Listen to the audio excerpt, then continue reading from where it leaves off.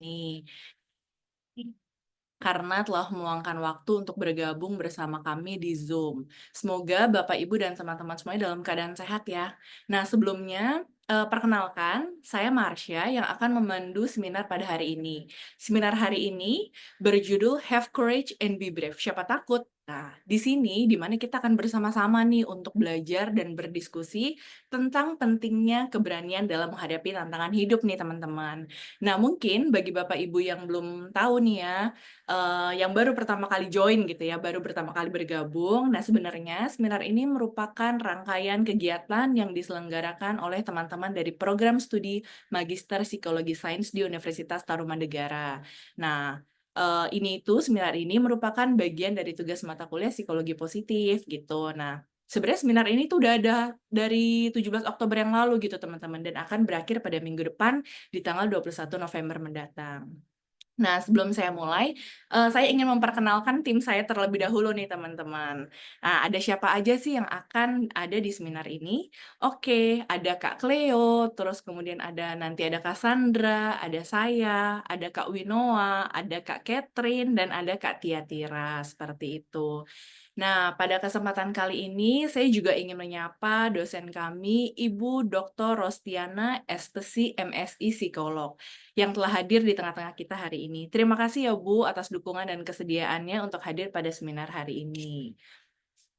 Nah, sebelum kita mulai sesi inti, izinkan saya juga untuk mengingatkan beberapa hal penting gitu ya teman-teman selama acara berlangsung untuk memastikan agar seminar dapat berjalan dengan lancar.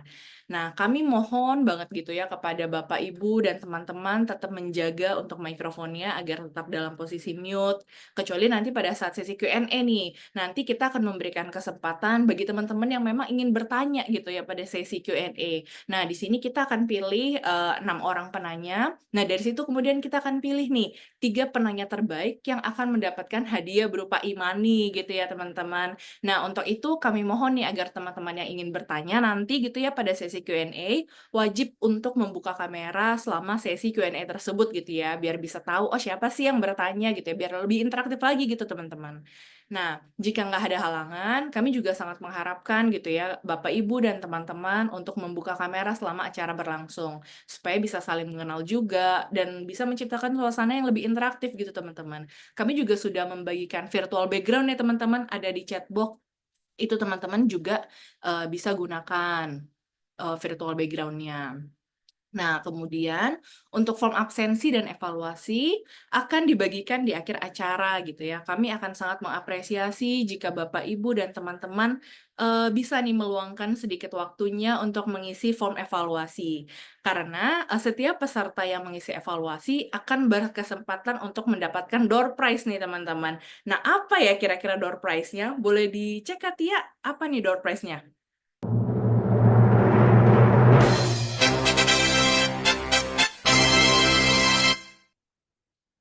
Nah, oke, kita ada satu set gitu ya, alat masak gitu teman-teman. Nah, bagi teman-teman yang pengen bisa mendapatkan door prize ini, boleh mengisi evaluasi ya. Jadi kita akan undi siapa aja yang mengisi evaluasi, kita akan undi dari situ yang berkesempatan untuk mendapatkan satu set alat makan, alat masak. Kalau alat makan ya, dibuat makan gitu ya setelah masak. Nah, oke, last but not least teman-teman enjoy the event ya. Oh ya, boleh di next dulu Kak Tia. Nah, sebelum mulai nih teman-teman, tahu link yang sudah nanti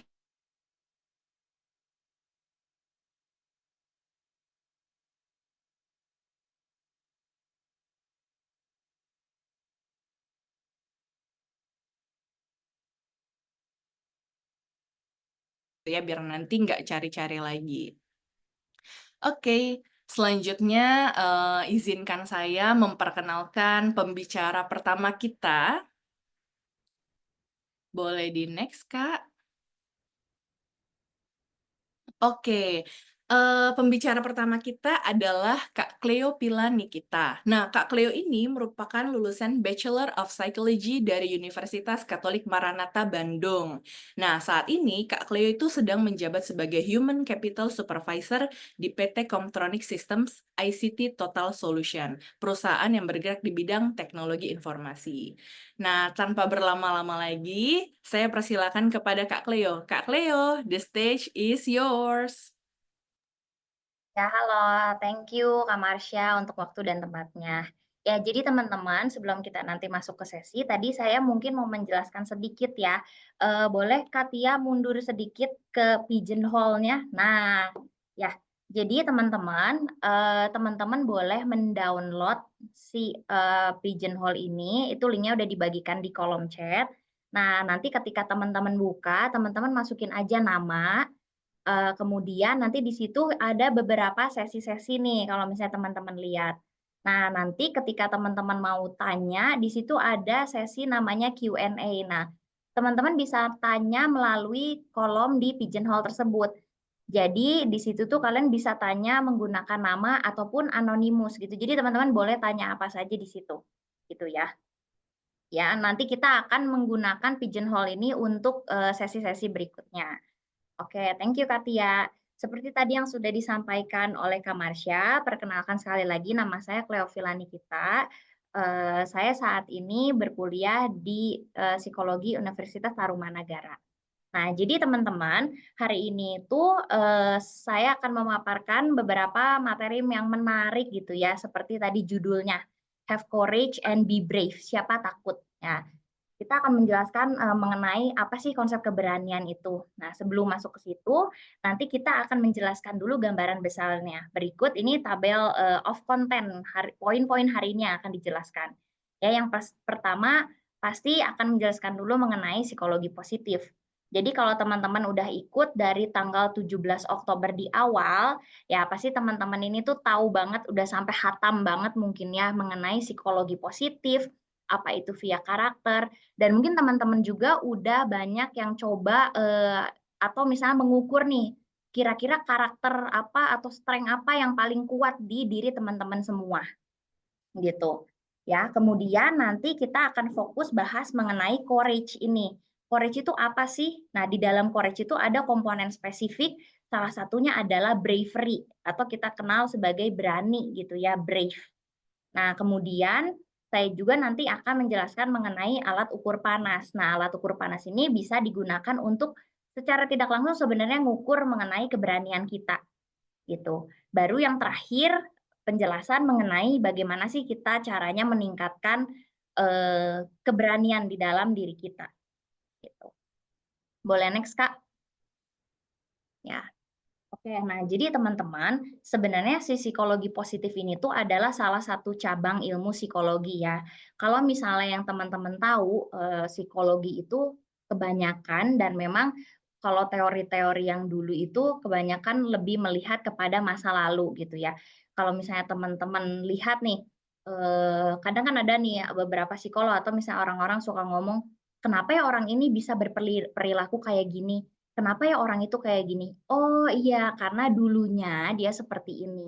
Oh iya, karena dulu itu dia punya trauma kayak gini gitu. Nah, si psikologi positif ini sebenarnya cabang ilmu psikologi yang dibilang baru banget enggak, tapi lebih baru dibandingkan cabang ilmu psikologi lainnya gitu. Di mana mereka ini lebih fokus kepada hal-hal positif pada diri individu.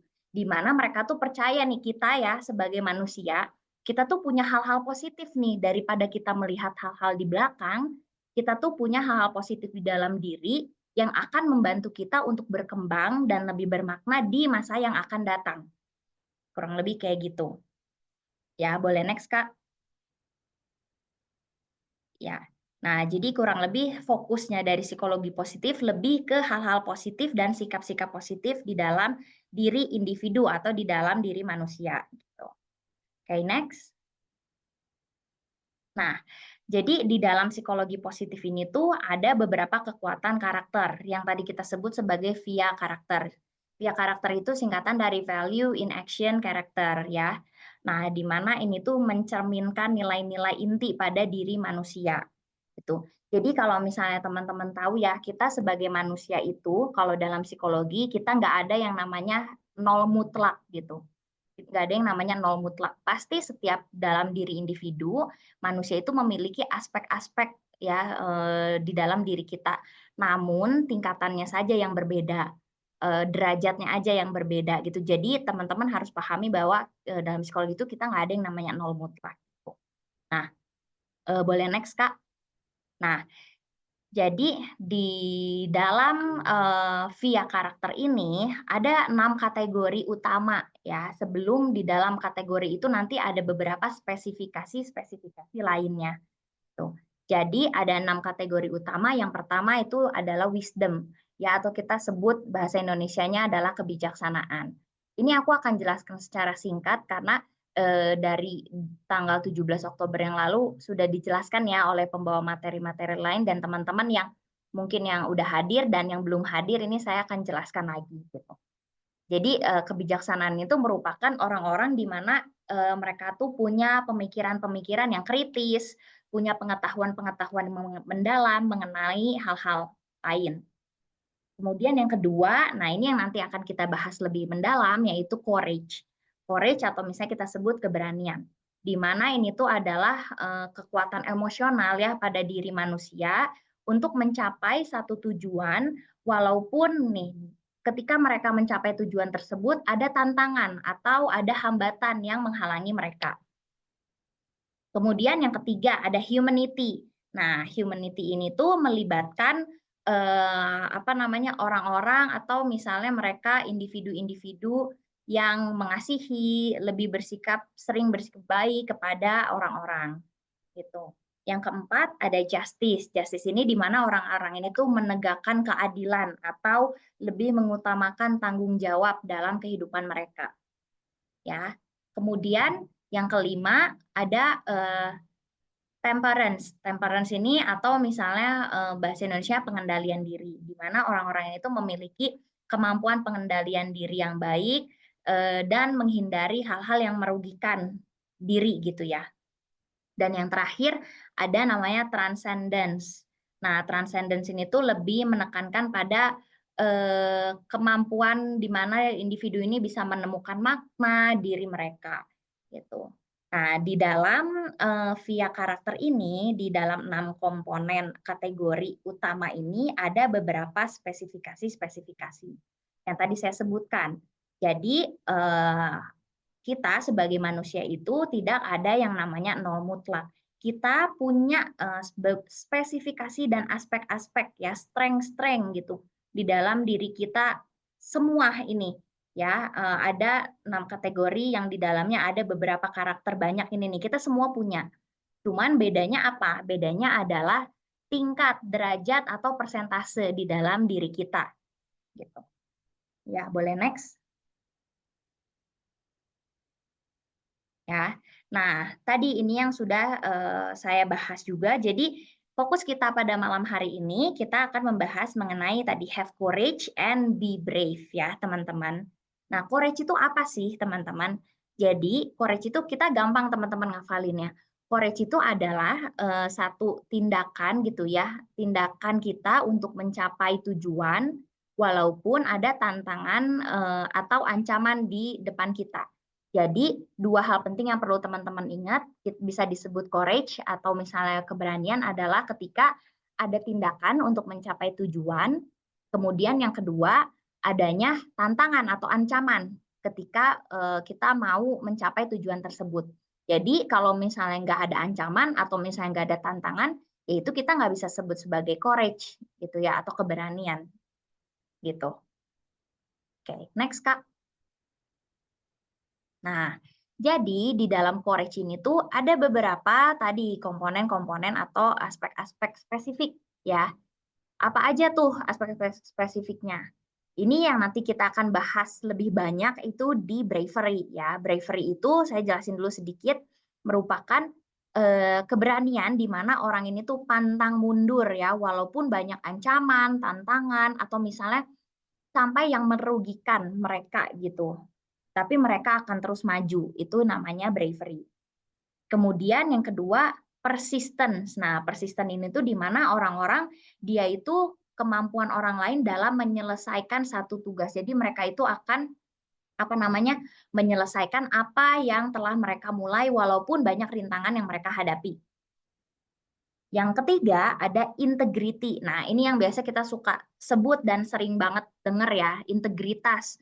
Orang harus punya integritas. Integritas itu artinya ya mereka bersikap jujur gitu, bertanggung jawab terhadap perilaku atau tindakan mereka. Jadi mau orang lihat, mau orang nggak lihat, eh, apapun itu, tindakan mereka tetap sama. Mereka tetap menampilkan tindakan yang baik.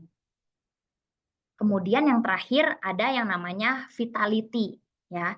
Nah, vitality ini di mana orang-orang ini memiliki hidup yang penuh semangat, terus mereka sangat berenergi gitu ya. Setiap mereka melakukan satu tugas atau misalnya melakukan pekerjaan, mereka pasti melakukannya dengan sepenuh hati, dengan all out gitu. Oke, jadi sebenarnya psikologi positif ini tuh apa namanya? Keberanian itu menjadi aspek penting ya buat kita dalam mencapai kehidupan kita yang bermakna. Karena dalam psikologi positif itu tujuannya punya hidup bermakna, kurang lebih kayak gitu. Oke, boleh next, Kak.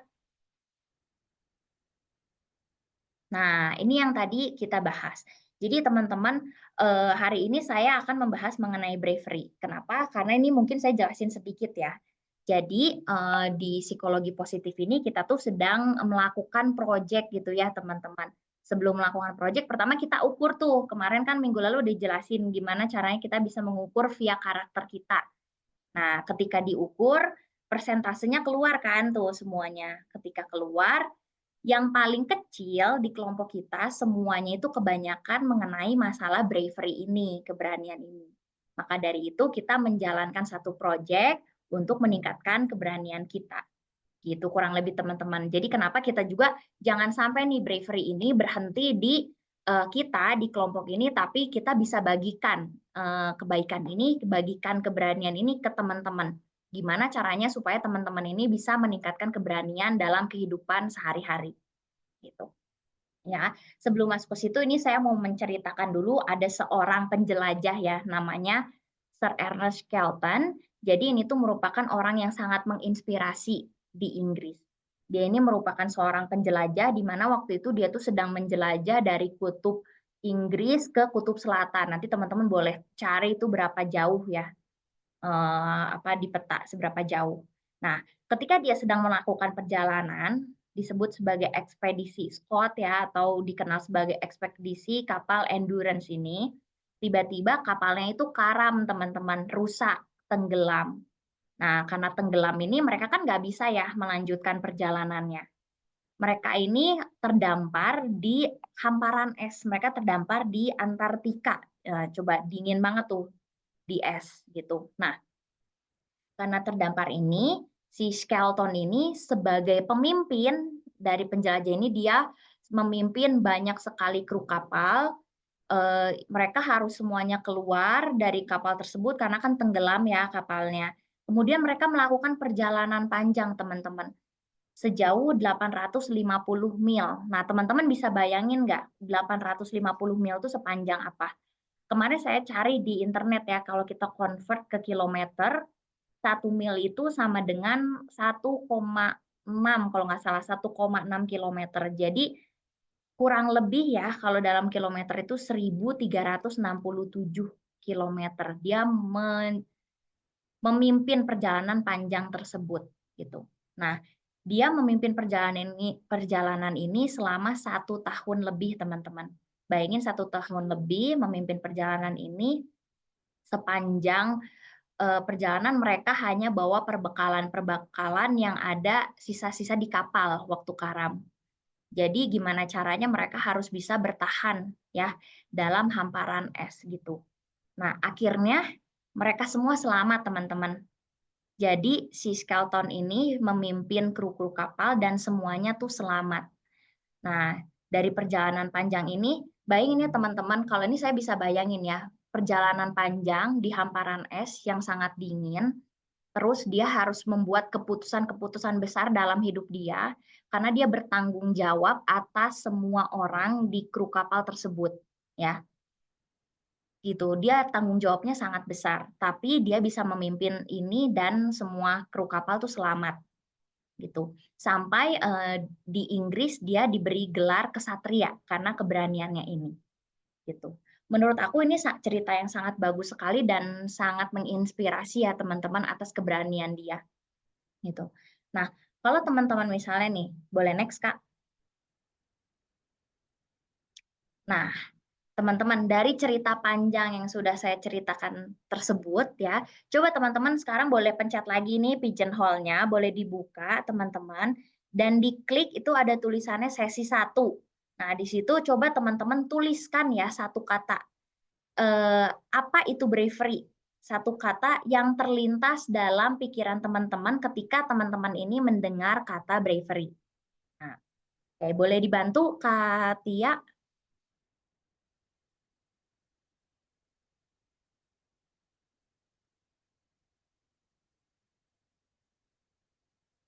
Oke, nih teman-teman udah ada yang nulis ya beberapa.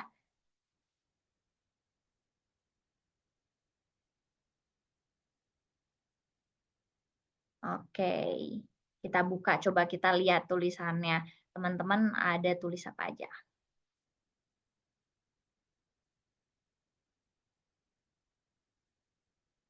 Oke, nah ini ada yang bilang berani walau terancam, tidak menyerah, pantang mundur, gigih, memiliki kekuatan, keren, menakjubkan, siapa lagi? Tangguh, teguh, oke, transparan. Oke, banyak banget ya teman-teman. Terima kasih untuk partisipasinya. Ya, jadi tadi yang disampaikan teman-teman semua itu nggak ada yang salah, teman-teman semuanya benar ya. Namanya berani tadi pantang mundur, gigih, hebat, beresiko, terus teguh ya, apalagi nih, tangguh dan lain sebagainya. Oke, thank you Katia. Boleh kita balik lagi ke PPT-nya. Nah, jadi sebenarnya apa sih kalau secara teori gitu ya, si bravery ini? Tadi thank you banget teman-teman, semua jawaban teman-teman itu benar ya. Jadi kalau menurut Kamus Besar Bahasa Indonesia, bravery itu adalah seseorang yang punya hati yang mantap gitu ya. Dia punya rasa percaya diri yang besar untuk menghadapi kesulitan, buat menghadapi bahaya, tanpa adanya tadi rasa takut, tanpa gentar, tidak menyerah, pantang mundur, gigih, dan lain sebagainya. Gitu. Jadi seseorang bisa disebut sebagai pemberani atau berani ketika dia melakukan satu tindakan, walaupun tadi udah ada hambatan atau tantangan, dan yang harus di-highlight apa teman-teman? Keberanian ketika melakukan sesuatu yang benar atau untuk kebaikan. Nah, itu adalah bravery. Jadi, kita berani mengambil keputusan, berani mengambil sesuatu yang baik ya, teman-teman, tindakan yang baik, tindakan yang benar, walaupun sebenarnya itu tuh bisa apa ya, melawan aturan, melawan ide-ide yang sebenarnya tuh ini tuh nggak bisa diterima gitu sama orang lain, gitu. Nah, apa sih teman-teman ciri-ciri orang yang berani? Jadi ciri-ciri orang yang berani yang pertama ya, mereka ini tuh tindakannya secara sukarela. Jadi teman-teman nanti bisa disebut sebagai berani ketika kalian ini melakukan tindakan tersebut tanpa adanya paksaan dari orang lain. Memang benar-benar kalian keluar dari dalam diri, keluar dari hati kalian. Gitu ya. Kemudian yang kedua, orang bisa disebut sebagai berani ketika mereka ini melibatkan beberapa pertimbangan. Ada pertimbangan-pertimbangan yang mereka lakukan karena ada resiko-resiko ya yang harus mereka ambil gitu, dan ada tanggung jawab yang harus mereka emban gitu ketika mereka ambil keputusan tersebut. Kemudian yang ketiga, eh, bisa disebut sebagai berani kalau misalnya apa tadi? Adanya bahaya, adanya kerugian, atau bahkan adanya mereka bisa terkena potensi cedera misalnya. Nah, baru disebut sebagai berani. Dan kemudian yang terakhir nih teman-teman, kalau misalnya teman-teman disebut sebagai berani, itu ketika meningkatkan kesadaran moral atau sosial masyarakat. Yang tadi di awal, keberanian itu orang disebut sebagai berani ketika mereka memperjuangkan kebenaran atau kebaikan. Nah, coba teman-teman bercermin gitu ya, atau misalnya introspeksi di dalam diri. Saya sudah ada belum nih ciri-ciri di dalam diri saya sudah ada belum ciri-ciri dari beberapa ciri-ciri tersebut gitu.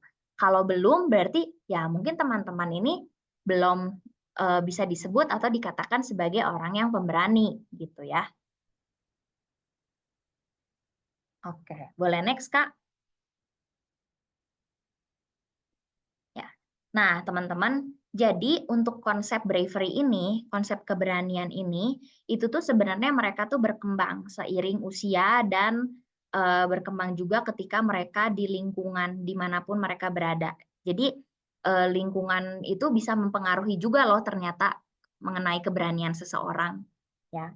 Jadi waktu kecil kalau misalnya kita tahu nih ya teman-teman, kalau kita lihat nih ya, biasanya anak-anak kecil itu konsep keberaniannya atau anak-anak remaja lah ya, konsep keberanian mereka tuh lebih berfokus pada fisik atau misalnya kekuatan yang tampak gitu secara fisik. Ya, misalnya mereka melakukan olahraga-olahraga yang ekstrim atau misalnya tindakan-tindakan yang berbahaya. Berbeda dengan orang-orang dewasa atau misalnya orang-orang seperti kita gitu. Ya, orang-orang tua. Jadi konsep keberaniannya itu sudah berubah bahwa konsep keberanian orang dewasa itu mereka lebih memahami bahwa kemampuan mereka menghadapi risiko. Ada beberapa pertimbangan-pertimbangan atau keputusan-keputusan dan perhitungan-perhitungan ya. Jadi mereka itu akan bertindak tapi memperhitungkan dulu gitu. Jadi nggak langsung tiba-tiba spontanis gitu ya. Nah, ini saya jadi keinget ya, ini pengalaman pribadi ya teman-teman gitu. Jadi waktu saya SMP atau SMA, menurut saya ya, saya ini orangnya berani gitu ya. Jadi kalau misalnya ke Dufan ya teman-teman, saya itu selalu naiknya, saya nggak mau tuh naiknya cuman Gajah Beleduk gitu ya, atau enggak apalagi tuh Biang Lala atau misalnya ya cuman Bom-Bom Kar atau Rumah Boneka gitu. Saya nggak mau, saya pasti carinya Histeria, terus Kora-Kora, Halilintar yang kayak gitu. Saya bisa naik Halilintar sampai 4 kali dan Histeria 6 kali, teman-teman bayangin. Kemudian waktu itu saya juga pernah waktu ke Jogja ya teman-teman, saya itu rafting di Jogja. Saya lupa nama tempatnya apa. Nah, di sana itu waktu rafting ada nih kita bisa loncat dari tebing tingginya kurang lebih 6 sampai 8 meter. Bawahnya sungai ya teman-teman, bukan tanah ya. Jadi bawahnya sungai. Kita loncat langsung ke ya ke air kayak gitu. Nah, waktu dulu tuh saya berani banget teman-teman naik itu. Nah, sekarang saya diajakin lagi ke Dufan misalnya untuk main hal-hal ekstrim kayak gitu, saya mikir 2 kali teman-teman beneran. Saya mikir, wah ini resiko kecelakaannya tinggi nih. Kalau misalnya saya loncat, saya salah nginjek, misalnya kalau misalnya saya loncat salah nginjek, ini bisa-bisa kaki saya patah nih. Enggak. Kayak gitu teman-teman. Jadi memang menurut saya betul ya, konsep keberanian itu akan berubah gitu seiring kita bertambahnya usia gitu. Ya, mungkin teman-teman juga di sini ada yang merasakan ya. Jadi kurang lebih kayak gitu ya konsep keberanian perbedaan antara anak remaja dan orang dewasa. Ya, kemudian eh, lingkungan sosial juga mempengaruhi loh teman-teman. Jadi ketika orang-orang yang hidup di lingkungan yang beresiko atau misalnya orang-orang biasanya kebanyakan di lingkungan menengah ke bawah gitu ya, mereka itu lebih dipaksa untuk berani ya di kehidupan sehari-hari dibandingkan dengan teman-teman itu yang hidup di lingkungan yang stabil. Karena ya yang pasti teman-teman yang hidup di lingkungan yang stabil yang mereka sudah terpenuhi setiap kebutuhan dan lain sebagainya. Jadi sebenarnya secara keseluruhan bahwa keberanian ini tuh bukan cuma muncul pada situasi-situasi tertentu aja, tapi pasti dia tuh muncul dalam kehidupan sehari-hari. Kalau misalnya teman-teman lihat ketika semua di sini mungkin sudah bekerja ya, atau misalnya ada yang masih kuliah atau mungkin bersekolah. Contoh kecilnya aja ya, ketika kita misalnya nih di tempat kerja, ketika kita sedang meeting atau misalnya sedang di sekolah, apa namanya, kita memberikan pendapat, ada hal-hal yang menurut kita kurang setuju nih akan hal-hal tertentu. Nah, ada beberapa teman-teman yang udahlah disimpan untuk diri sendiri, "Ah, menurut saya mah nggak kayak gitu." Atau ada teman-teman yang berani misalnya stand out gitu ya, teman-teman yang berani untuk mengatakan misalnya tidak atau memberikan argumen, memberikan pendapat yang menurut mereka benar, ya.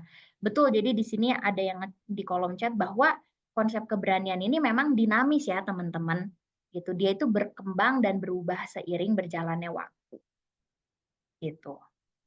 Ya, boleh next?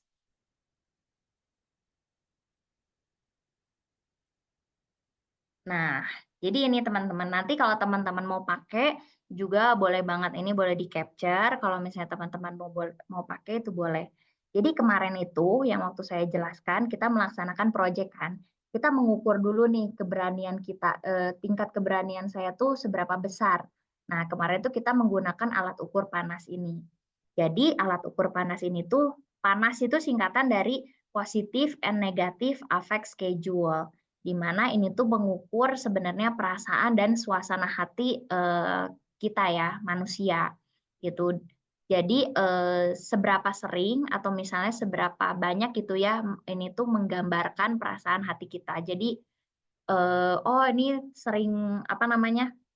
Oh interested nih atau misalnya excited ya, kita bersemangat, bersemangat. Nah, oh kita tuh jarang nih merasakan hal ini. Oh yang ini sering nih gitu. Jadi panas ini dibagi menjadi dua, positif affect ini itu mengenai perasaan-perasaan positif, kemudian ada yang negatif affect. Negatif affect ini perasaan-perasaan negatif. Teman-teman bisa baca di situ ada, mungkin negatif affect itu ada guilty, hostile, terus ada apalagi tuh, scared ya teman-teman, ketakutan. Yang positif juga ada banyak, ini nanti teman-teman bisa baca. Nah, kemarin kita itu mengukurnya menggunakan ini. Nah, sebenarnya ini bisa mengukur nggak ya teman-teman untuk keberanian kita? Mungkin alat ukur ini sebenarnya tidak mengukur secara langsung ya mengenai keberanian atau bravery seseorang. Tapi ketika seseorang itu memiliki keberanian atau bravery itu, ini tuh cenderung mereka itu adalah orang-orang yang cenderung memiliki persepsi yang lebih positif ya, perasaan-perasaan positif yang lebih muncul dibandingkan orang-orang yang lebih munculnya ke perasaan yang negatif. Maka dari itu, si alat ukur ini tuh bisa digunakan buat melihat sejauh mana sih persepsi seseorang mengenai kemampuan mereka tuh dalam menghadapi hal-hal yang baru. Jadi meskipun ya si alat ukur panas ini tuh nggak bisa mengukur secara langsung, ya, tetapi mereka tuh bisa mengukur persepsi individu mengenai kemampuan mereka untuk menghadapi hal-hal yang baru yang mereka hadapi. Oke. Nah, kurang lebih gitu teman-teman mengenai konsep bravery ini. Nanti rekan-rekan saya akan menjelaskan lebih banyak lagi. Jadi nanti teman-teman jangan lupa kalian boleh bertanya ya, boleh banyak pertanyaan yang bisa kalian apa namanya ketika kalian saya masih bingung nih konsep bravery ini tuh kayak gimana gitu. Nah, sebelum kita lanjut ke materi selanjutnya, kita akan pendinginan dulu nih ya. Mungkin ini masih semuanya masih panas gitu ya supaya apa namanya kita mau ice breaking dulu. Silahkan Kak Winoa. Selamat malam semua. Masih semangat nggak ya? Kira-kira nih yang off cam juga nih masih pada semangat nggak ya? Kita pemanasan dulu nih teman-teman. Selain tadi udah dijelasin materinya terkait bravery dari Kak Cleo, terima kasih untuk paparan materinya Kak. Kita mau coba main games. Nanti kalian boleh join di Kahoot ini.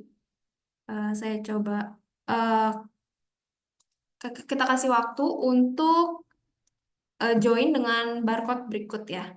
Terus nanti saya juga share untuk linknya kalau kalian nggak bisa untuk scan. Ya, sudah saya berikan linknya di chat box. Boleh silahkan join.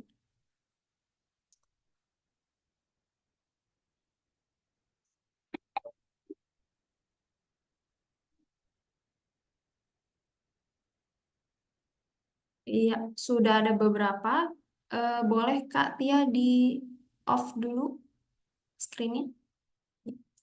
Saya share screen ya. Jadi ini hanya bisa beberapa nih. Kalian boleh kasih nama untuk nama yang kalian benar-benar real ya namanya. Jadi nanti em, akan ada pemenang dan itu dicatat yang sesuai namanya. Jadi kalau misalnya kalian nggak sesuai namanya, belum tentu bisa menang.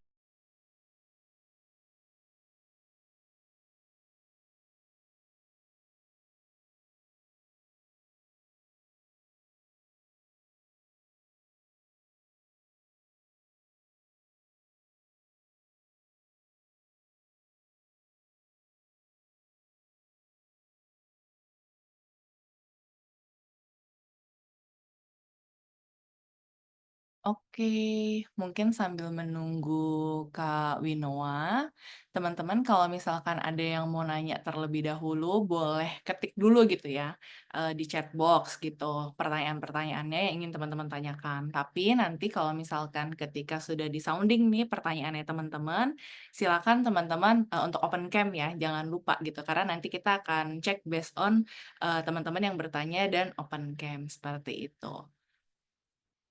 Oke, Kak Winoa, apakah sudah siap? Oke, sudah ya. Sudah sudah jelas ya, bisa untuk mulai join ya. Masih tunggu untuk yang lain join.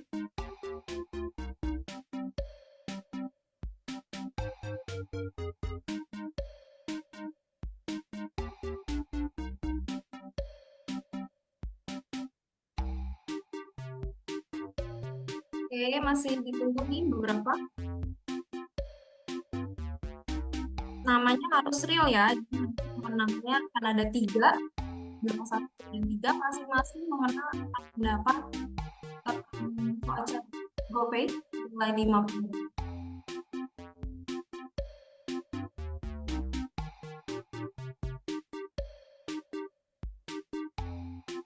Namanya harus real ya teman-teman ya.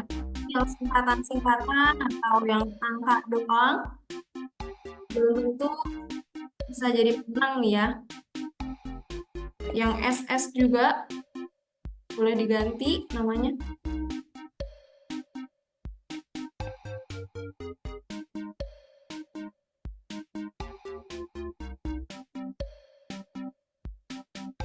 Oke, udah bisa dimulai ya Kak ya? Silakan Kak Winoa. Oke, kita tebak-tebakan karakter ya guys. Karakter, artis, dan tokoh. Ini kebanyakan nih akan ada pahlawan Indonesia nih ya. Jadi diharapkan kalian tahu betul-betul untuk siapa aja tokoh-tokohnya. Ya, kita mulai. Kita tebak untuk ice breakingnya. Siapakah tokoh pertama? Akan ada 10. Silahkan.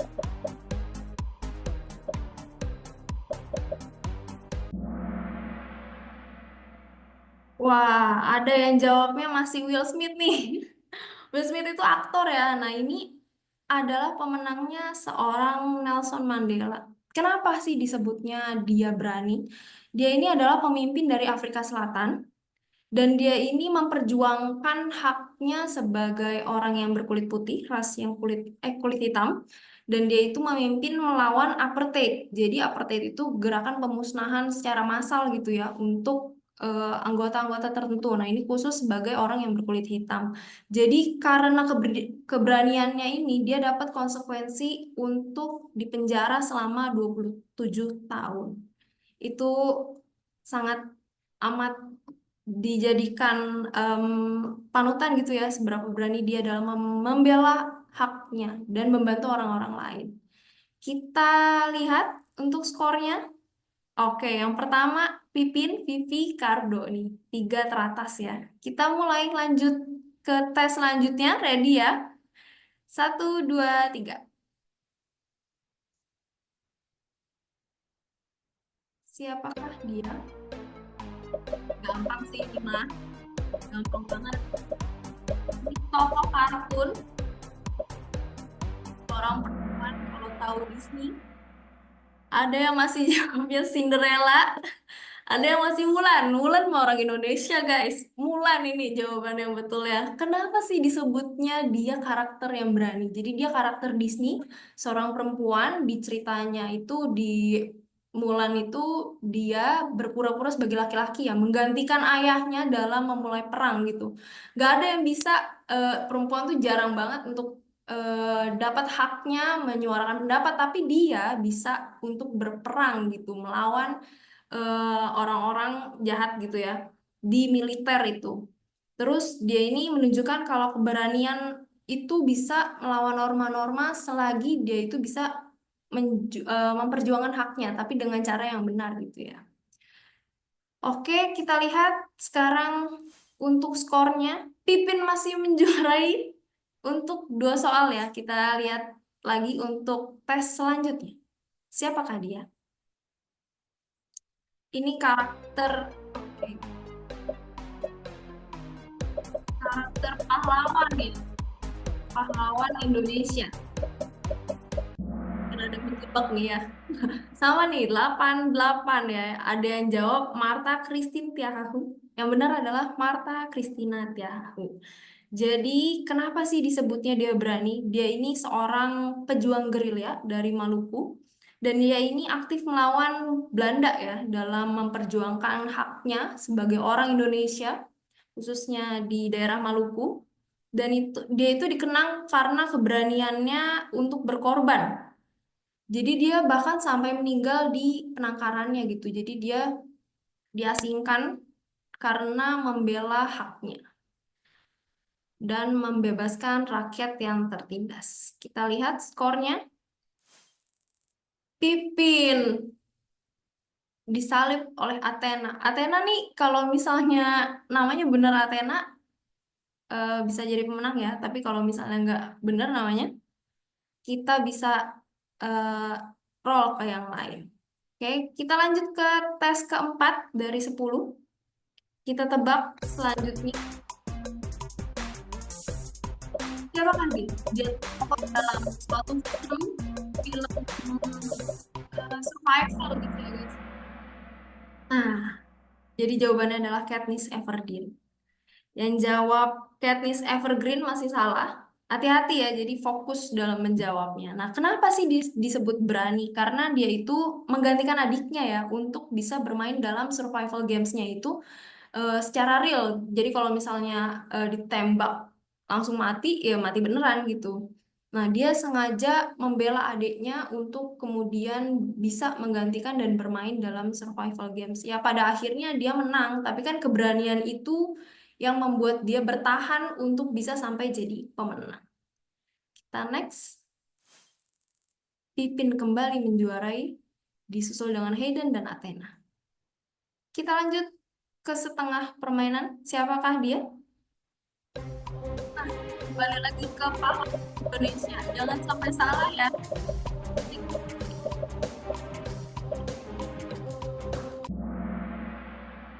Ini benar jawabnya. Ternyata banyak yang tahu ya. Jadi di sini adalah Bapak Sudirman. Kenapa dia disebut berani? Karena dia adalah orang pertama yang menjadi panglima di TNI Indonesia ya.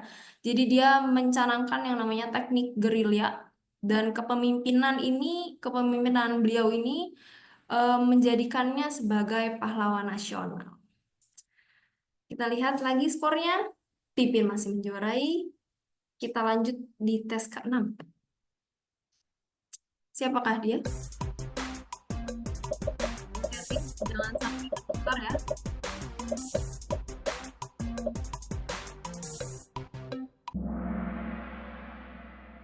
Ya, betul. Jawabannya adalah Ki Hajar Dewantara. Ya, Ki Hajar Dewantara ini kita kenal sebagai tokoh pendidikan ya. Dia itu kenapa disebut berani? Karena dia ini aktivis kemerdekaan juga. Dia mendirikan yang namanya Taman Siswa. Itu sebuah lembaga pendidikan yang bertujuan untuk memajukan pendidikan nasional. Jadi dia itu memberdayakan masyarakat Indonesia agar bisa mengenyam pendidikan sebagai haknya ya. Dan menentang kebijakan dari kolonial.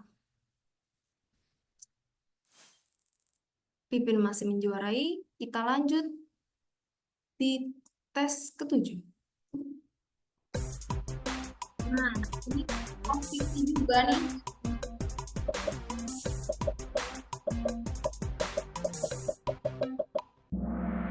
Dari keberaniannya. Jadi yang benar adalah Obi-Wan Kenobi. Bukan Ubi, bukan Benobi juga bukan. Obi-Wan Kenobi. Jadi dia salah satu tokoh dari Star Wars, meskipun saya belum pernah nonton gitu ya. Tapi di sini kenapa disebut berani? Karena dia itu Ksatria Jedi ya, kalau nggak salah. Dia itu terkenal karena bijak dan berani dalam menghadapi rintangan, dalam melindungi orang lain, dan juga menegakkan keadilan di seluruh galaksi, di daerah universe dari Star Wars-nya itu. Oke, kita lanjut.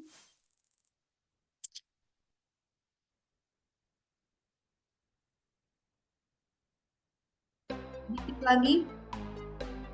Nah,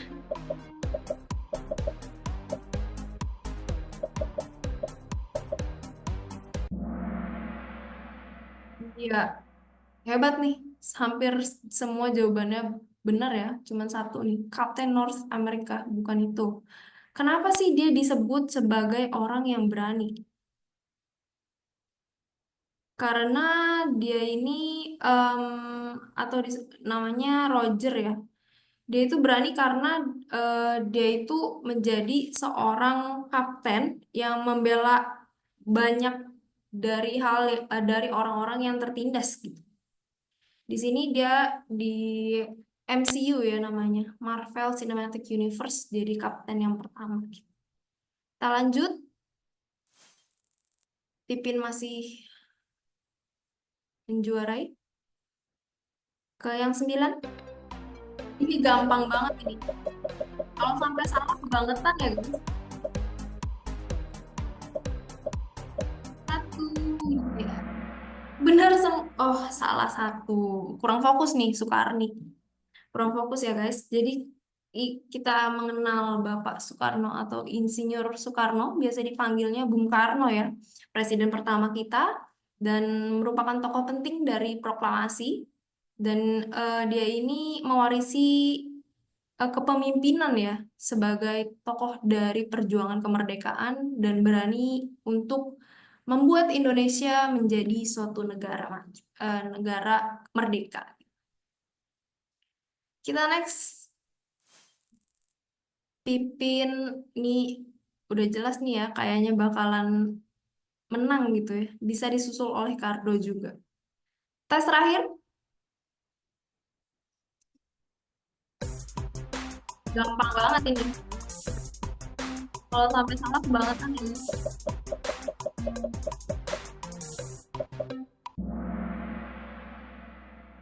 Iya, jawabannya R.A. Kartini, bukan Insinyur Kartini ya. R.A. Kartini atau Raden Ayu Adipati Kartini itu sering disebut Raden Ajeng Kartini, itu tokoh Jawa dan pahlawan nasional Indonesia. Dia tokoh perempuan yang membela hak kaumnya, yakni perempuan ya, sesama perempuan, terutama wanita Jawa waktu itu. Kita lihat pemenangnya 1-3. Juara 3 dipimpin oleh Kardo, dan juara pertama. Selamat.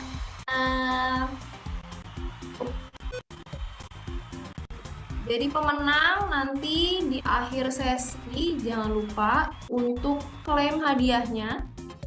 Nanti nyalain kameranya 1, 2, 3 orang ini. Boleh nyalain sekarang ya Kak ya? Untuk pemenangnya. Boleh, silakan. Oke. Oke, juara 3 ya. Kardo tadi. Kardo, Pipin, dan Pipin. Iya. Ada Pipin, Hayden, dan Kardo. Boleh dinyalakan kameranya. Pipin sudah nyala, Kardo. Nanti Kak Winoa bantu untuk cek ya Kak. Oke. untuk pemenangnya. Thank you Kak Winoa. Wah seru banget ya teman-teman untuk games dari Kak Winoa gitu ya. Kita udah mendapatkan 3 pemenang. Nah, sekarang untuk pembicara kedua kita hari ini adalah Kak Sandra Haryanto Gunawan. Kak Sandra ini merupakan lulusan Bachelor of Communication dari London School of Public Relations. Saat ini, Kak Sandra menjabat sebagai Pro Manager di PT Bakri Capital Indonesia. Nah, beliau ini sudah bekerja ya di PT Bakri itu dari 2005. Wah, mantep banget Kak Sandra. Dari 2005 sekarang 2024 berarti 19 tahun Kak Sandra. Keren banget sih Kak Sandra, benar-benar setia ya sama PT Bakri Capital Indonesia. Oke, tanpa berlama-lama lagi, silakan Kak Sandra, the screen is yours. Terima kasih Kak Marsha. Wah, kita semua sudah ice breaking nih, sudah pendinginan. Kita mulai materi kedua ya, saya dengan Sandra Haryanto Gunawan.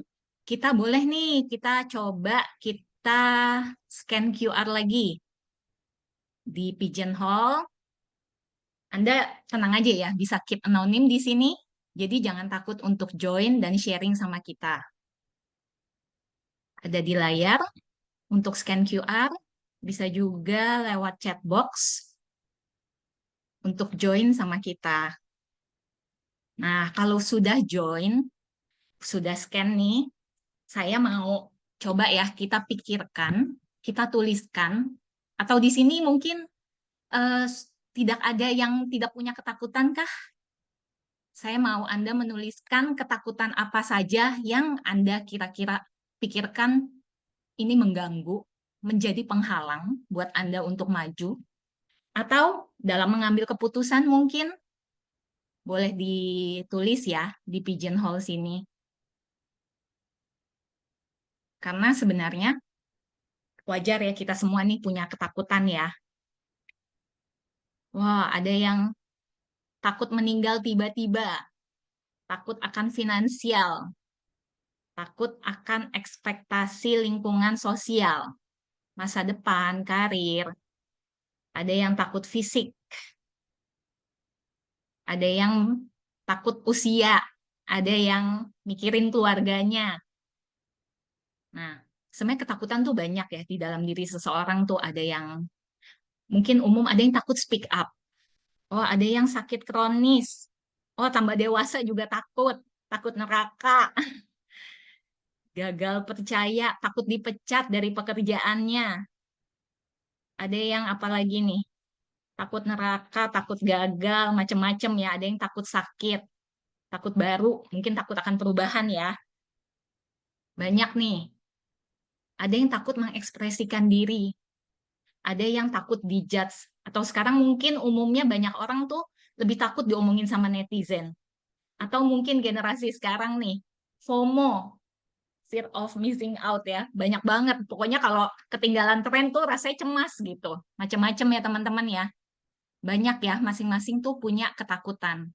Mungkin kalau ada yang lihat di layar nih, ada yang bisa relate juga ya. Dia juga takut ini loh, sama kayak saya gitu. Karena yang muncul-muncul saya juga merasa nih relate nih gitu. Nah, kita harus sadari ya teman-teman. Ketakutan itu sebenarnya bukan kekurangan. Dan sebenarnya tidak selalu buruk. Karena sebenarnya ketakutan itu adalah emosi kita, ada di dalam diri kita sebagai manusia. Karena kita, apakah karena kita takut akan perubahan atau kita tidak merasa nyaman dengan situasi yang kita anggap mengancam. Psikiater Carl Jung said, find out what a person fears most, and that is where he will develop next. Jadi cari tahu apa yang paling ditakuti seseorang, dan disitulah dia akan berkembang. Dengan kata lain, sebenarnya melakukan apa yang kita takuti itu akan membuat kita, menuntun kita pada pertumbuhan terbesar kita sebagai manusia. Gitu ya. Jadi kita harus mulai nih berpikir untuk menghadapi ketakutan-ketakutan yang tadi kita tuliskan ya. Tadi Kak Leo juga sudah menjelaskan mengenai via karakter, dan kebetulan emang kelompok kami nih berenam, kita semua jadi ketakutan itu sebenarnya ada. Kita tuh punya 24 karakter. Cuma hanya aja tuh apakah karakter-karakter itu apakah kita ada di strength atau di low gitu ya. Nah, hari ini kita sama-sama mau belajar bagaimana sih cara mengatasi ketakutan tersebut supaya ketakutan itu tidak menjadi penghalang nih buat kita mencapai tujuan hidup kita dan supaya kita mengalami pertumbuhan di area mana aja, pertumbuhan pribadi, profesional, dan emosional kita sebagai manusia. Kita sadar gak? Kita tuh kadang ketakutan-ketakutan yang kita nggak siap hadapi dan kita menghindar untuk menghadapi, sebenarnya itu kita jadi terjebak dalam zona nyaman. Yang akhirnya kita tuh jadi kehilangan kesempatan, pengalaman yang sebenarnya kita tuh bisa mengeluarkan potensi terbaik dari diri kita, tapi kita memilih tidak mau menghadapi ketakutan itu. Tentunya kita nggak mau ya, kalau kita terjebak di dalam zona nyaman, itu sudah pasti kita tidak akan mengalami pertumbuhan pribadi kita. Kepercayaan diri kita juga akan menurun, tumbuhnya rasa takut dan cemas, serta mungkin ada penyesalan, kenapa ya gue nggak lakuin nih, kenapa saya nggak lakuin, sayang banget tuh kesempatan lewat gitu ya. Nah, tapi kita tenang aja nih, sebenarnya mengatasi ketakutan itu nggak langsung, kita langsung semalam, oke, hari ini saya putuskan nggak takut lagi, besok langsung berani, enggak ya. Jadi kita tenang aja bahwa kita itu sebenarnya kayak anak kecil gitu. Keberanian itu perlu dilatih dan bisa dilatih. Jadi tidak akan terjadi dalam semalam, tapi kita bisa melatihnya dengan konsisten dan ketekunan. Menjadi berani itu bukan berarti kita tidak takut, tetapi kita melakukan sesuatu yang kita anggap benar, walaupun kita masih ada rasa takut nih, tapi kita sudah menghitung resikonya, seperti yang tadi sudah dijelaskan Kak Leo. Kita mencoba untuk melakukan dan menghadapinya. Nah, hari ini kita mau sharing nih, 3 tahapan yang mungkin bisa membantu kita dalam mengatasi ketakutan kita. Kami berenam, jadi nggak teori aja nih, kita udah ngelakuin nih tahapan-tahapan ini, ya teman-teman ya. Dan kita cukup berhasil lah meningkatkan keberanian kita. Jadi kita tuh tadi kan Kak Leo sudah jelaskan alat ukur panas ya, ada proud, ada interesting, dan lain-lain kita ukur sebelum melakukan tahapan-tahapan ini.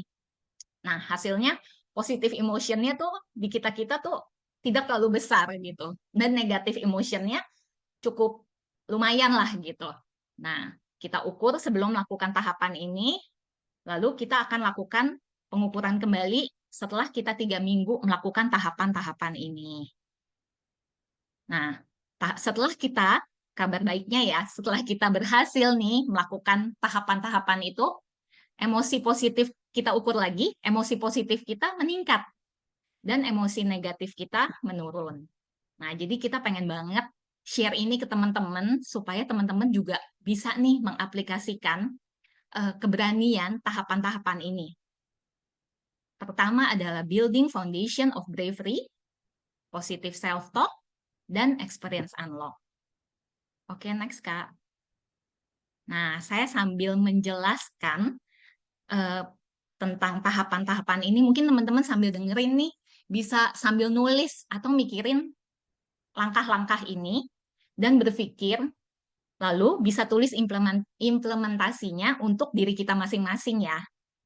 Yang pertama, building the foundation of bravery. Di sini kita bangun fondasi, dasar untuk meningkatkan keberanian kita. Pertama apa? Pertama kita harus kenali diri sendiri. Kita harus aware, apa sih sebenarnya ketakutan kita? Kadang kita malu ya mengakui sama orang gitu. Aku takut ini tahu, aku takut speak up, takut ini, takut dijudge. Kadang kita malu, tapi kita sebenarnya harus mengenali diri kita sendiri dulu nih. Jangan malu untuk mengakuinya. Kita tulis. Dan tanpa kita sadari, kita pikirkan deh, sebenarnya kita takut itu karena apa? Ada alasan di balik itu.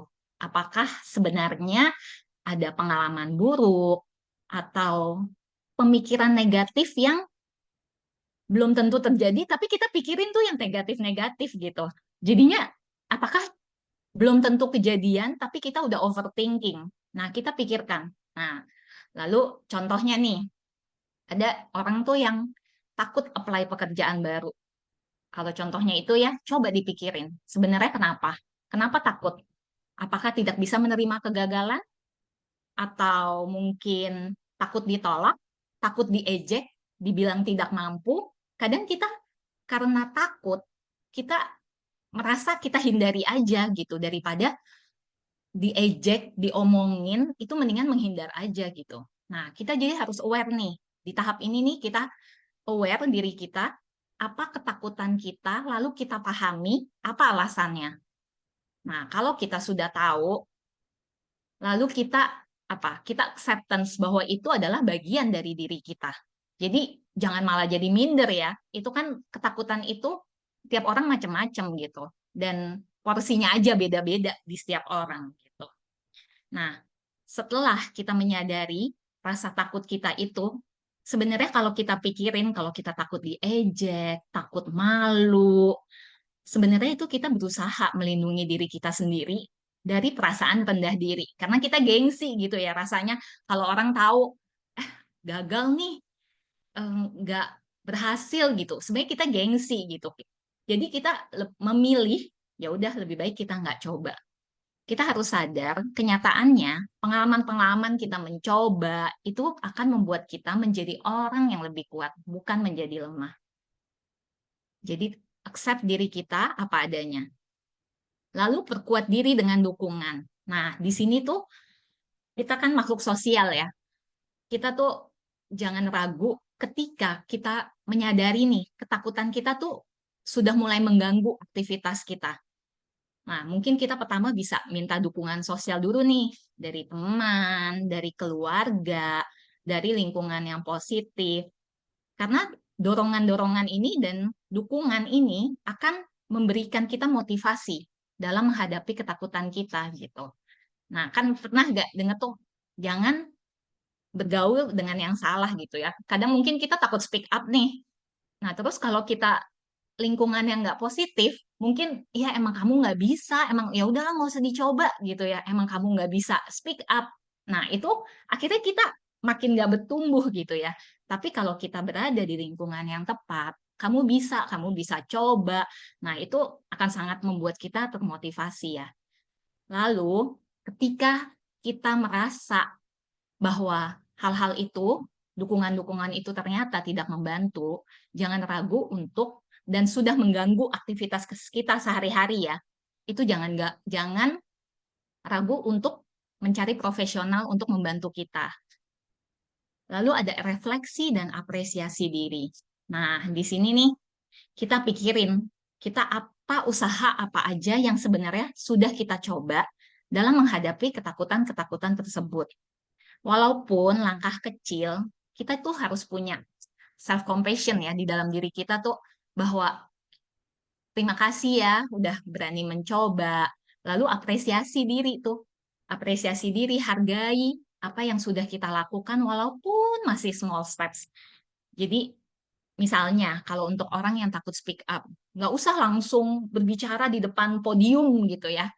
Coba dari lingkungan terkecil kita, tapi kita berusaha untuk maju gitu. Lakukan setiap langkah dengan berani.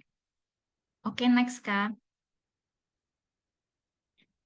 Nah, tahapan kedua, positive self-talk. Apa sih positive self-talk, teman-teman? Positive self-talk ini tuh percakapan internal dengan diri kita sendiri. Mungkin orang mikir, aku ngomong sama diri sendiri ya gitu. Nah, tapi positive self-talk ini, kita tuh percaya, kita yakin bahwa kita mampu menghadapi ketakutan-ketakutan dan tantangan dalam hidup. Walaupun kita punya kekurangan, tapi sebenarnya kan kita punya kelebihan. Kalau di via karakter tuh kita ada strength-nya tuh kita di mana gitu. Setiap orang punya kelebihan masing-masing dari kita. Kita punya sumber daya dari diri sendiri, punya dukungan. Nah, positive self-talk ini menggunakan kalimat-kalimat tuh yang biasanya memotivasi, menghibur diri sendiri, mendukung. Jadi itu bisa meningkatkan motivasi kita ya. Kita bisa ngelakuinnya nih, mungkin ya di depan cermin nih. Kalau kita berenam nih, kita mulai melakukan positive self-talk itu setiap hari tuh, di pagi hari, ketika kita mau melakukan aktivitas, Contohnya, saya pasti bisa nih melakukan hari ini mau presentasi di depan atasan. Mungkin kalau kita takut, kita bisa kasih afirmasi positif. Saya percaya bahwa saya bisa melakukannya. Saya percaya saya bisa perform dengan baik. Untuk orang yang introvert ya, misalnya, nggak suka nih ngumpul-ngumpul, menghindari apa namanya, kalau ada acara-acara gitu ya. Nah, kalau kita itu kan kita sebenarnya menghambat kemampuan diri kita untuk beradaptasi. Nah, kita bisa bangun positive self-talk dengan saya bisa, saya cepat menyesuaikan diri, saya akan menikmati hari ini. Jadi, pembicaraan diri yang positif dan konsisten itu akan membangun kepercayaan diri kita. Dan akhirnya kita akan pelan-pelan mampu mengatasi ketakutan kita. Nah, ada satu lagi yang kita lakukan juga adalah journaling. Nah, journaling itu jadi kita mengisi ya kegiatan kita pada hari itu, kita syukuri dan terutama nih, kita lakukan gratitude. Syukuri apa yang terjadi di hari itu, dari hal kecil sampai hal besar. Itu akan membuat kita memiliki positive thinking, dan menurut penelitian nih teman-teman, bahwa positive self-talk ini dapat meningkatkan performance, dapat meningkatkan kepercayaan diri, dapat meningkatkan fokus kita, dan tentunya juga dapat mengurangi kecemasan. Jadi banyak dampak positif nih ya teman-teman ya kalau kita melakukan positive self-talk setiap hari. Jadi boleh dicoba ya teman-teman ya. Nah, terakhir adalah experience unlock. Di experience unlock, nah, tadi kita udah belajar nih, kita udah mulai memahami kan, oh ketakutan kita apa. Next, Kak. Kita semakin percaya, sudah mampu menghadapi, saatnya lah di sini kita melakukan action plan. Action plan yang relevan dan tentunya realistis ya. Jadi, jangan lakukan action plan tuh yang kita tahu kita nggak bisa jalanin gitu. Oke, next, Kak. Nggak perlu kita melakukan hal yang besar. Seperti misalnya mungkin tadi Kak Leo bilang main histeria gitu ya. Kalau kita takut ketinggian, ya nggak usah juga. Kecuali berani ya. Emang udah berani mau langsung main gitu. Ya kita lakukan dari small step dulu. Kita mulai, misalnya kalau ada yang takut tinggi nih, bisa mulai naik ke gedung lantai pertama, lantai kedua. Kita tulis apa yang kita bisa aplikasikan dan kita bisa lakukan. Di sini pas kita berenam ini beda-beda nih ketakutannya nih teman-teman. Jadi kita melakukan experience unlock-nya juga berbeda-beda ya. Jadi ada yang di kelompok kami takut mencoba makanan mentah. Jadi lalu ada juga yang takut untuk memvideokan dirinya dan mempost gitu.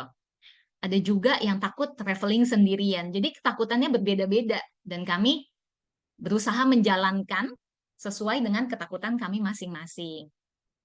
Nah, kalau kita sudah tahu ketakutan kita itu, kita tambahkan juga nih, sambil melakukan action plan itu, kita tambahkan afirmasi positif untuk meningkatkan confidence kita ya. Oke, good job misalnya. Hari ini udah berhasil nih. Untuk orang yang takut speak up, wah hari ini udah berhasil mengemukakan pendapatnya, walaupun saya cuma baru ngomong di komunitas kecil gitu. Walaupun masih takut, tapi kita sudah berani mencoba. Kita harus sadar ya, kalau kita tidak pernah mencoba ketakutan-ketakutan itu dan kita tidak mencoba lebih berani, kita akhirnya stuck. Sayang banget kan, kita melewatkan kesempatan itu.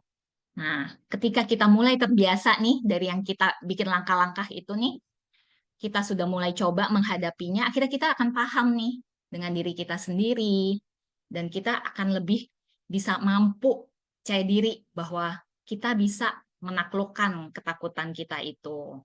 Nah, itu adalah 3 tahapan kita. Setelah kita nanti nih, misalnya teman-teman udah berhasil coba ya. Nah, jangan berhenti di situ ya. Jangan takut gagal ketika kita menemukan kegagalan. Pokoknya jangan takut menyerah. Kalau kita menyerah, kita ya hilanglah kesempatan-kesempatan untuk bertumbuh. Gagal itu kan sebenarnya pelajaran ya. Kita harus bangun juga nih mindset positif. Gagal itu kesempatan kita untuk belajar dan bertumbuh. Gitu ya. Nah, kuncinya pokoknya adalah dalam menghadapi itu adalah konsistensi dan ketekunan ya. Jadi jangan ketika kita sudah merasa udah coba 3 hari, 4 hari ditinggalkan gitu ya teman-teman ya. Oke, next. Nah, ada quote of the day. When it feels scary to jump, that is exactly when you jump. Otherwise, you end up staying in the same place your whole life. Nah, ini quote ini mengajarkan kita tentang keberanian ya dalam menghadapi ketakutan. Ketika kita berada dalam zona nyaman, kadang kita tidak berani membuat keputusan untuk jump gitu ya. Nah, sebenarnya ketika kita merasa takut itu saatnya itulah kita mengambil tindakan.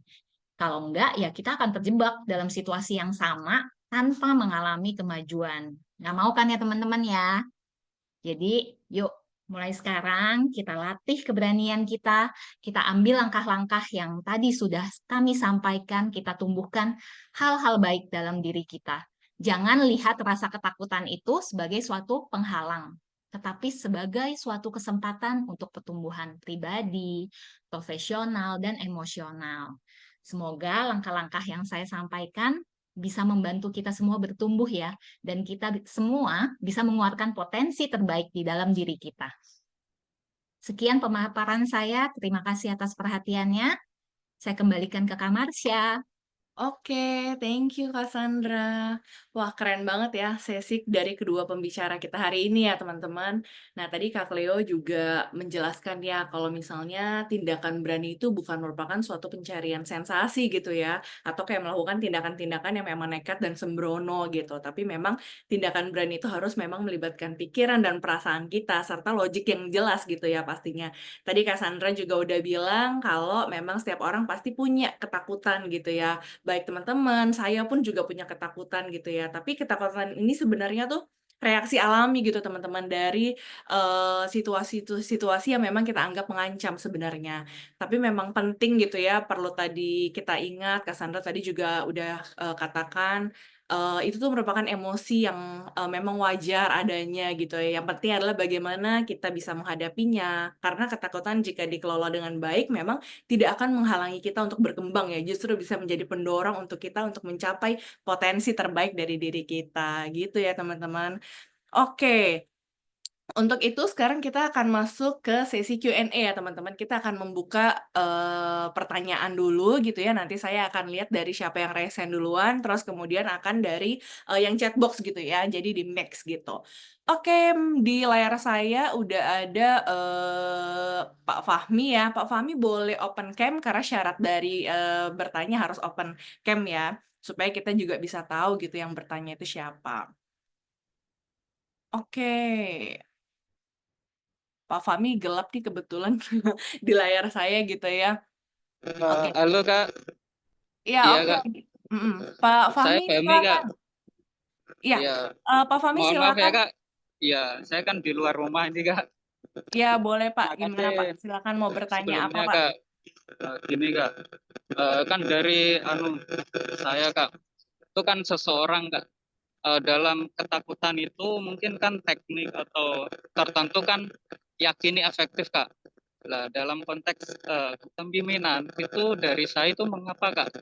Keberanian itu dianggap sebagai karakter ataukah mungkin itu faktor genetik Kak?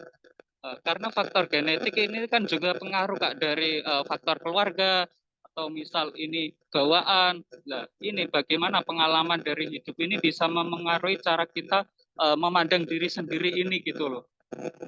Mungkin kan pendukungnya itu dari terberat ini apa gitu.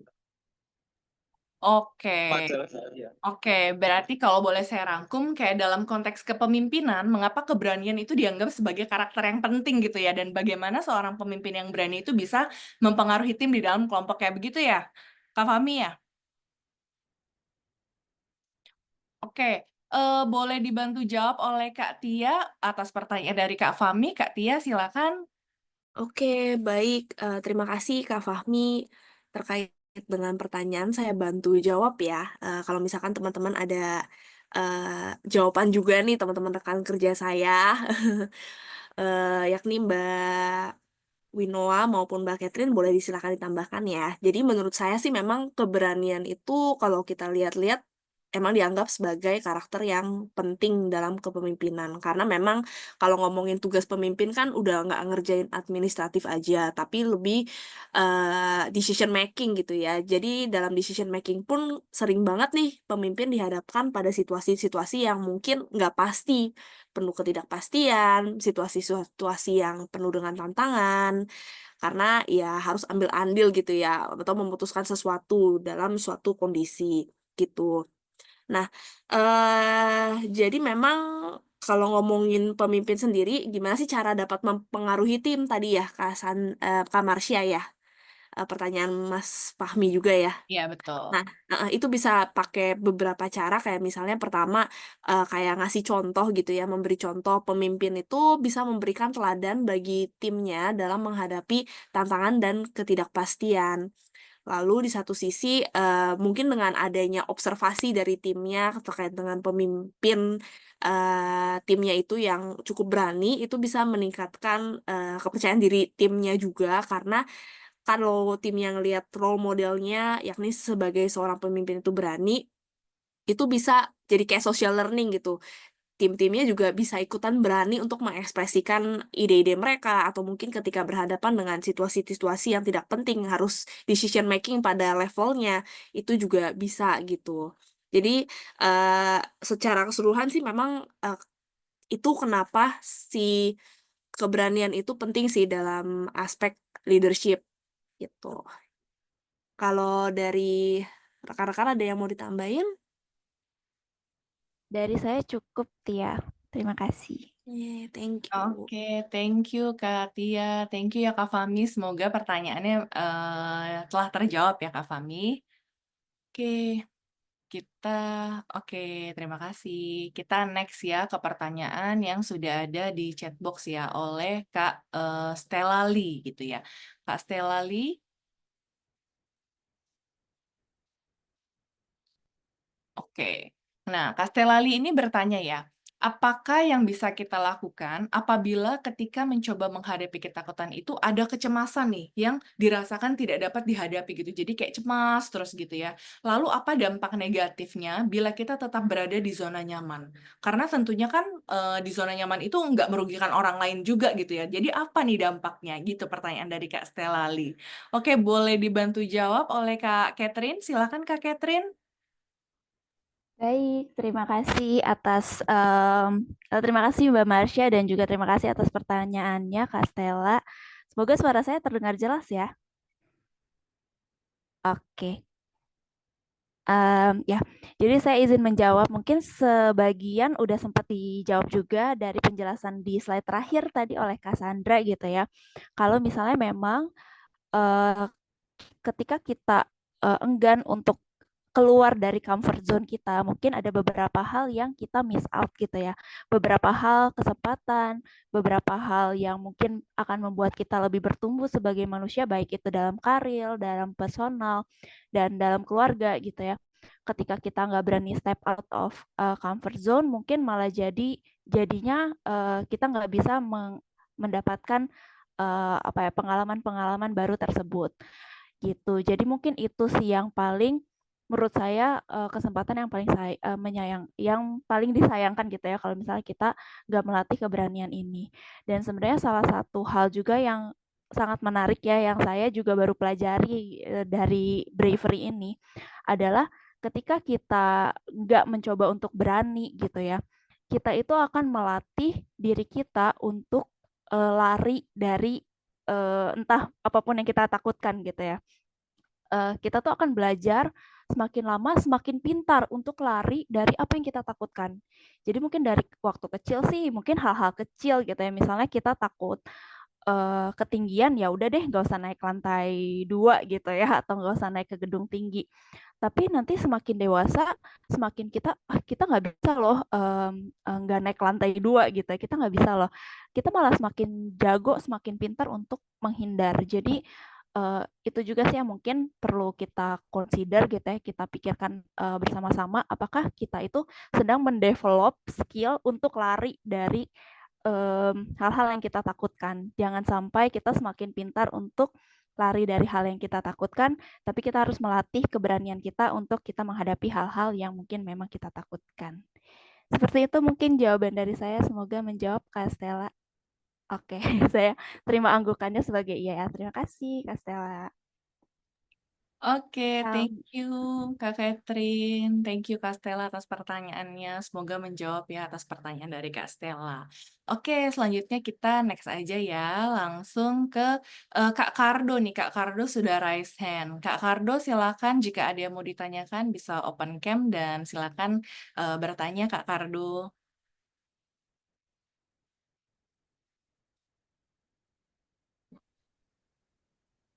Halo, selamat Halo, malam. Sebelumnya Pak Suara sudah masuk. Ya, sudah masuk Kak? maaf sebelumnya saya sedang ada dalam pekerjaan makanya kurang bisa konten walaupun ini Iya, di luar juga. iya Terima baik. kasih atas kesempatan yang diberikan. Yang ingin saya tanyakan terkait dengan bravery itu sendiri atau keberanian. Dikatakan tadi adanya kekuatan karakter itu sendiri terkait dengan wisdom, lalu humanity, justice, dan moderation. Terkait dengan wisdom itu sendiri, bagaimana memanfaatkan yang ingin saya tanyakan terkait dengan apakah semua komponen ini harus termasuk ke dalam tadi dikatakan karakter, strengths, and values in action. Apakah semuanya ini harus dimiliki atau hanya beberapa saja? Dan mana yang paling penting? Karena menurut saya wisdom, courage, humanity, justice itu merupakan keterkaitan yang sangat penting. Lalu selanjutnya mengenai dengan bravery itu sendiri. Apakah manusia dari awal itu bravery? Karena rasa fear and greed itu tergantung juga dalam diri manusia itu sendiri.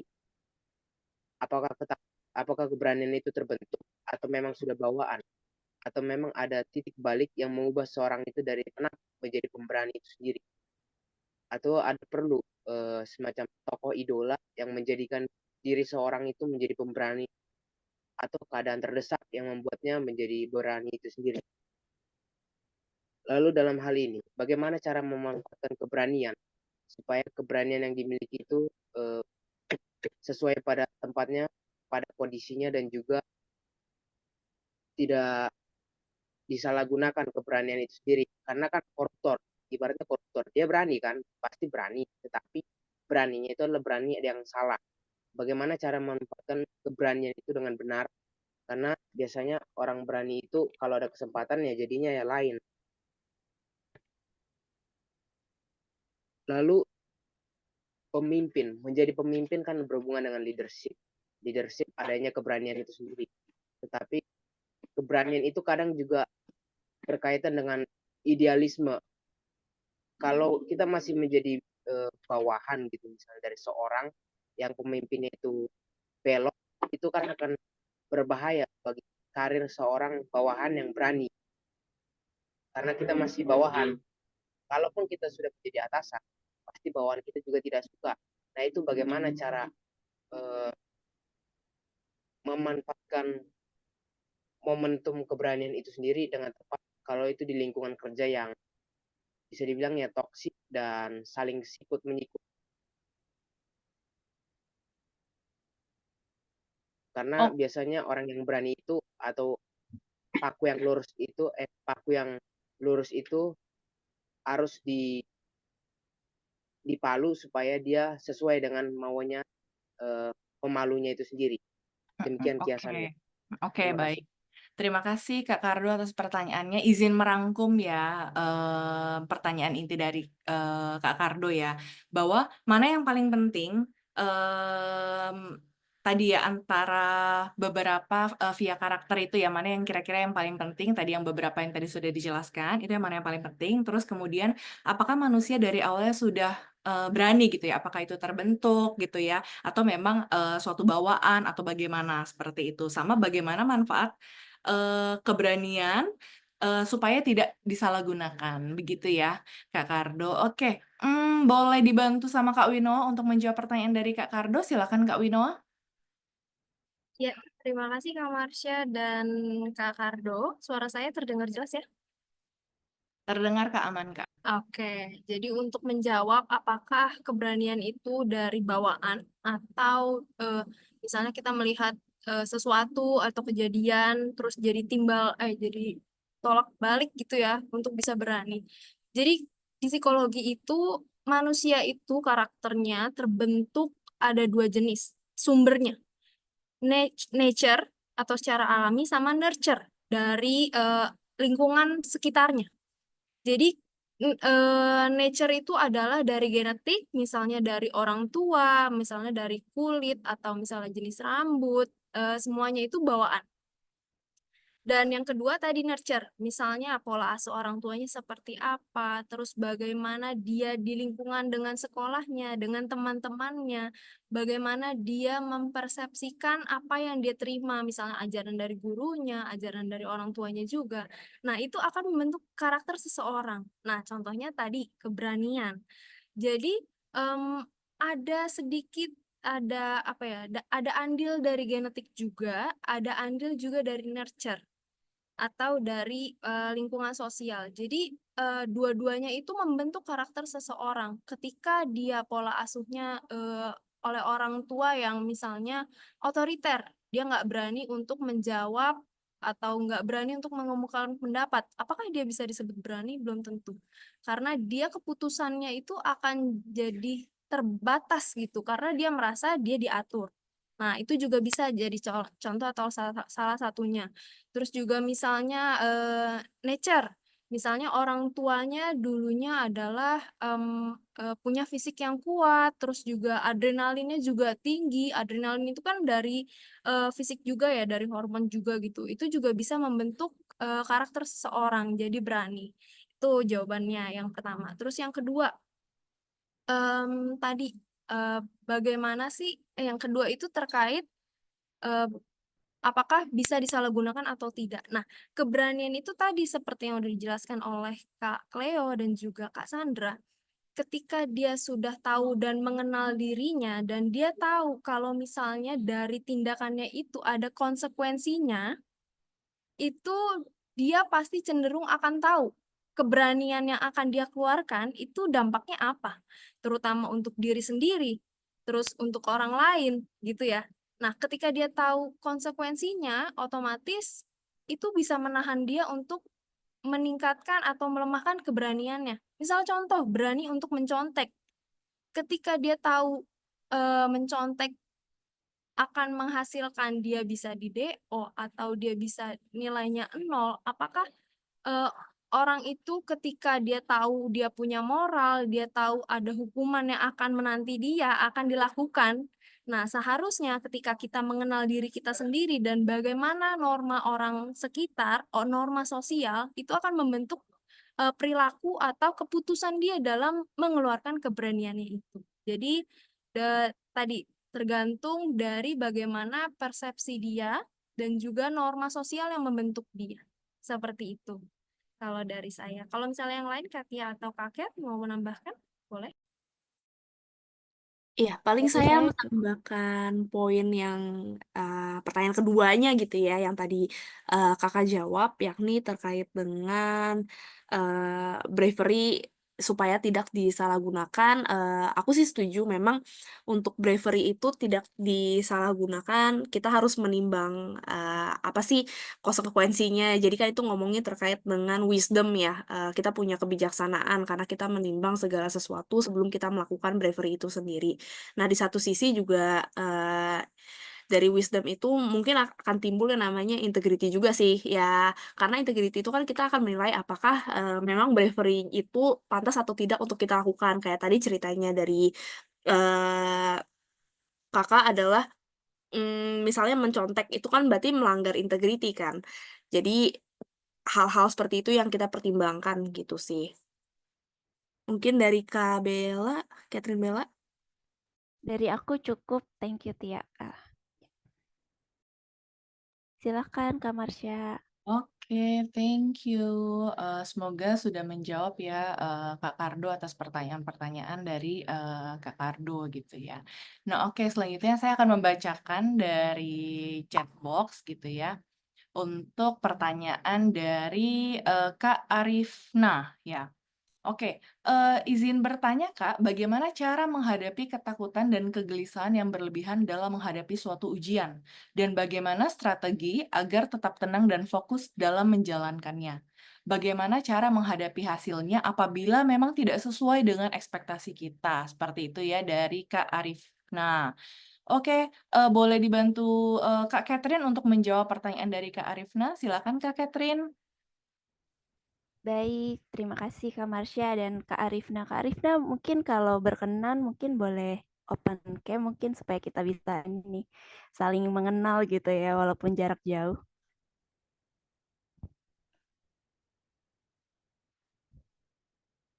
Oke, tapi nggak apa-apa kalau sambil menunggu gitu ya, sambil menunggu apakah bisa atau enggak.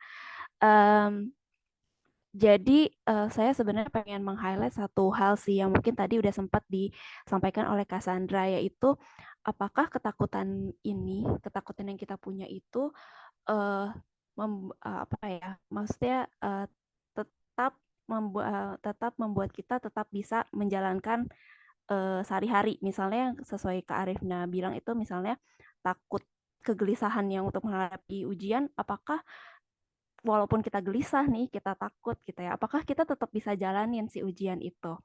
Kalau misalnya memang bisa, walaupun dalam ketakutan gitu ya, you should have been proud of yourself gitu ya. Kamu harus mengapresiasi diri sendiri gitu, seperti yang mungkin Kak Sandra tadi udah sampaikan gitu ya, step by stepnya gitu ya.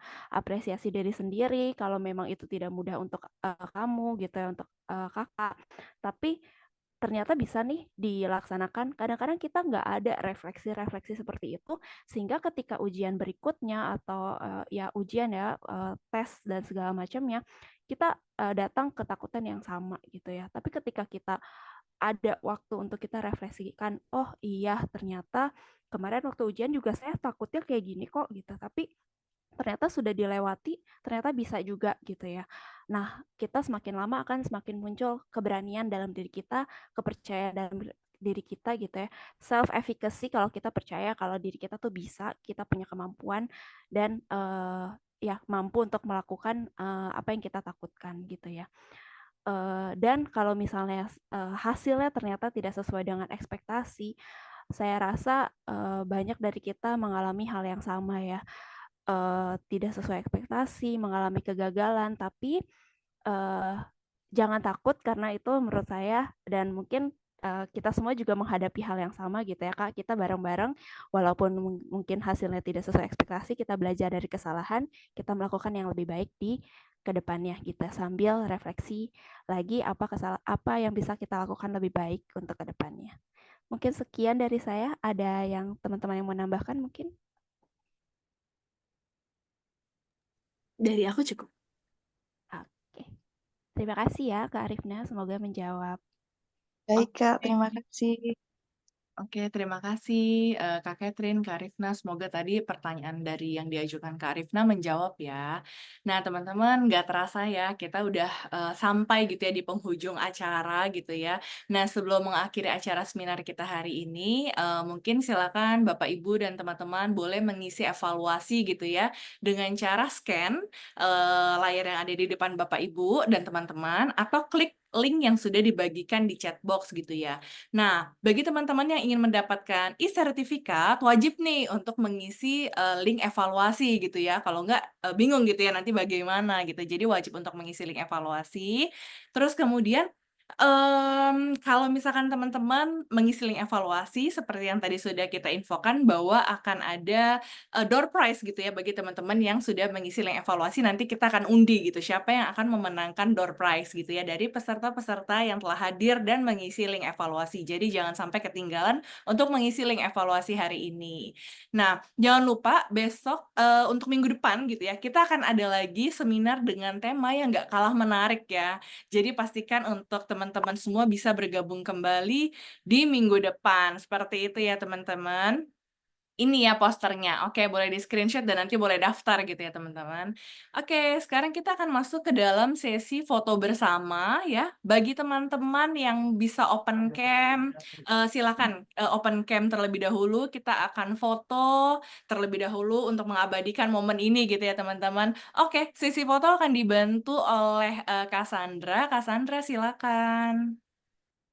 Oke, terima kasih Kak Marsha.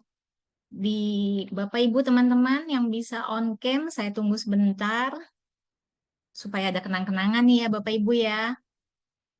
Kami sangat menghargai apabila bisa menggunakan background dan on cam untuk sesi foto, dokumentasi.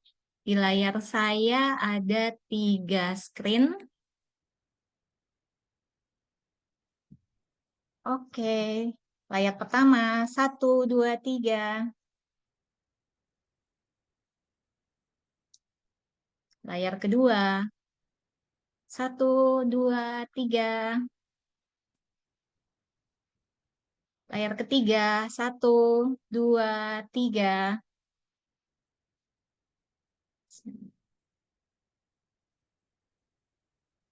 Oke, sudah. Terima kasih Bapak, Ibu, dan teman-teman.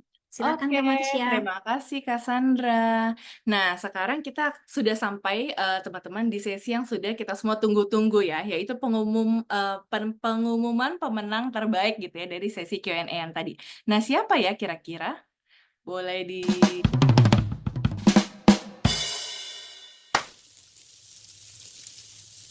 Siapa? Oh, oke. Ada 2 ya pemenang kuis dari Kak Pipin, Kak Hayden, dan Kak Kardo. Terus kemudian pertanyaan terbaik adalah dari Kak Stelali, Kak Frida, dan Kak Arvina. Nah, bagi teman-teman yang namanya ada di depan ini gitu ya, jangan leave dulu gitu, karena nanti setelah sesi akan ada verifikasi untuk pemenangnya gitu ya. Jadi jangan leave dulu, tunggu sampai akhir. Nah, kemudian teman-teman untuk pemenang door prize yang tadi sudah saya sampaikan, saya ingin mengingatkan kembali, akan kami umumkan lewat WA grup ya, grup webinar. Jadi teman-teman silakan join kalau memang yang belum join gitu ya. Jadi pastikan memang sudah masuk ke dalam grup karena kita akan menginformasikan pemenang door prize-nya di situ ya, yaitu tadi 1 set panci beserta dengan alat masaknya gitu ya teman-teman. Nah, sekali lagi terima kasih kepada Bapak, Ibu, dan teman-teman semuanya yang telah hadir dan berpartisipasi dalam hari ini gitu ya. Semoga apa yang telah kita bagi kehidupan kita nanti untuk keseharian kita. Nah, akhir kata dari kami semua panitia, kami mohon maaf jika ada kekurangan atau hal-hal yang kurang berkenan selama acara berlangsung. Terima kasih atas kerjasamanya. Semoga kita bisa berjumpa lagi di lain kesempatan ya, Bapak Ibu. Dan selamat malam, sampai jumpa. Lanjut.